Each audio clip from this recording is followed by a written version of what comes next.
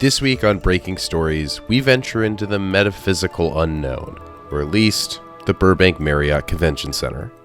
We attended the Psychic and Holistic Healing Arts Fair, a sacred gathering of spiritual gurus from all over Southern California. So I'm what's called a master clairvoyant. It's all of psychism, but at the highest level. I had another customer, and I knew that she had a son that was nonverbal autistic. He talks now, this little boy. We came in search of answers to life's biggest questions. Why are we here? Can you Venmo a shaman? And is that a real tattoo?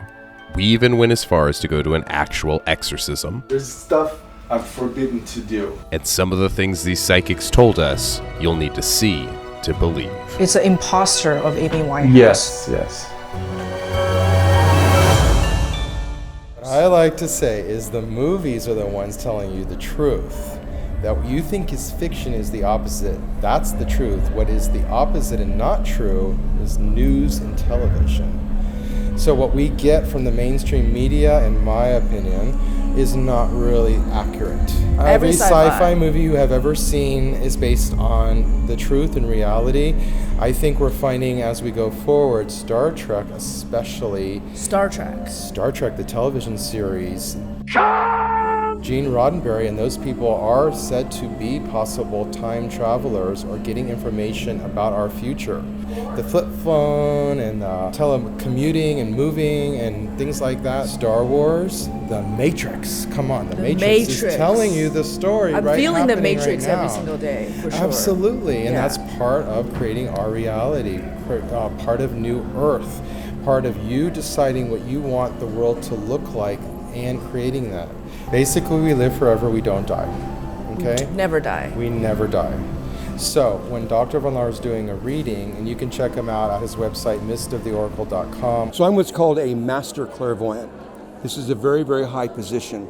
It's all of psychism, but at the highest level. And that's how we see nature spirits, for example, gnomes and fairies and leprechauns. You can see them, and you guys will come in and want to film them, and you aim the camera at me. It ain't gonna work. If you aim the camera off at an angle, then you'll pick up leprechauns. And my point, everything comes in at different angles. There's a video I saw years and years ago. To me, it look like a leprechaun to me. All you gotta do is look up in the tree. Who else seen the leprechaun say yeah? Could be a crackhead that got hold to the wrong stuff. And it told him to get up in a tree and play a leprechaun. You know that they saw them. See that sign there, Coast to Coast? So that's a radio show that goes out to 40 million people. I've been on there 18 times just talking about leprechauns. Why does Hollywood depict, for example, leprechauns as being demonic or evil? Boy, you know, if there's anything that irritates both my co-author Christopher and myself, it's that particular question, because it is literally impossible for a gnome, a leprechaun, elf, or fairy to be negative or evil in any way. Dr. Von Lahr does seem to stand out as one of the very best. He is considered a master clairvoyant, and there's only 5 in the world. He is the master clairvoyant for North America. Dr. Christian Von Lahr, who's going to channel Michael Jackson for us, does he have any regrets on the way in which he behaved himself around children? At the time, the drugs made me uninhibited. Okay. Does that speak to regret, something that you feel like you need to take responsibility for, or to atone for behaviors you had around children? Oh, I do, and it will always be with me. It's something that I always have to take care of, and I'll always be with them too, trying to fix those things. But I regret it because I was an older person.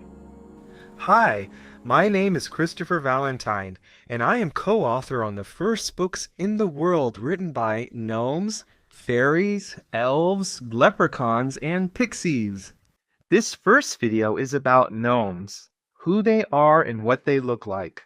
They are also involved in farming, irrigation, and they are even the ones that make the crystals. We are master crystal and Reiki healers. The crystals, they all have different properties, but they are here to heal us. And there are a few that we mined ourselves as well. You mine crystals? Yeah, we have, and I have so much respect for miners now. I found that it helps people more if I lay them out like per chakra, and then I like to move up the chakras. Yes, so they're very our safety, our security, your creativity, sexuality, and then Sexuality? Yes. I want to hear about that. Boom. It can call like a soulmate in for you, and it also does a lot of healing if anyone has had any trauma to that sacral sexual chakra. So this will bring my soulmate right here. Is that what you're saying? Yes. The children sometimes died of abortion. They don't go back to heaven right away. Where are they going? Wandering around. I had a customer just now. She had abortion because I asked her, "Did you do abortion?" She said, "Yes." Tell if yes. someone had an abortion. There was a boy. Her son was standing over there spiritually. Have I got an abortion before? No. If you're enjoying this completely independent documentary content, please consider supporting us on Patreon or simply hitting like and subscribe. These documentaries are made possible by viewers like you. Thank you. Most of the monks who do this will do it for money or for people to respect, and usually they would have like certain tattoos. They would have some scribbles here. Those are the black magics. You do some prayers, and then I'll sell this for maybe $1,000 for you. This will help with your business, or if you keep it at home. I have a very large team of spirit guides, and it's a plethora. There's Yeshua, his higher self, Sananda. There are Archangel Michael, Uriel, Gabriel. There are a few Pleiadians. They call themselves a Heart Center Collective. They told me I'm no longer to do Reiki, that they were downloading a new energy within me. They said, you're going to make jewelry again, but this time we're going to tell you what to make. We're going to infuse this energy within you. You're to make these bracelets, infuse them with this energy, and then infuse them with your love energy, which they would explain to me about that later. And you're going to put it in a copper pyramid for 72 hours so it can get the sacred geometry energy of the pyramid, and we'll program it while it's in the pyramid, and then it's ready. Every single person that's bought a bracelet has said that it works, regardless of what it is. Wow. So, like, miraculous. I had another customer, and I knew that she had a son that was nonverbal autistic, so I asked, could I experiment? And she said yes. He talks now, this little boy. So you're curing autism with your power? I can't say I'm curing anything. It's this energy. The energy is helping with autism. And they told me, they said, you know, the earth has shifted from 3D to 5D now, right? And it's successfully shifted. Even science is now just recently finding out this is not the only universe. There could possibly be multi-universes. We have classes that we teach you how that works, how to do that. There are time travelers, I believe, who know how to do this as well. Are you serious? Yes.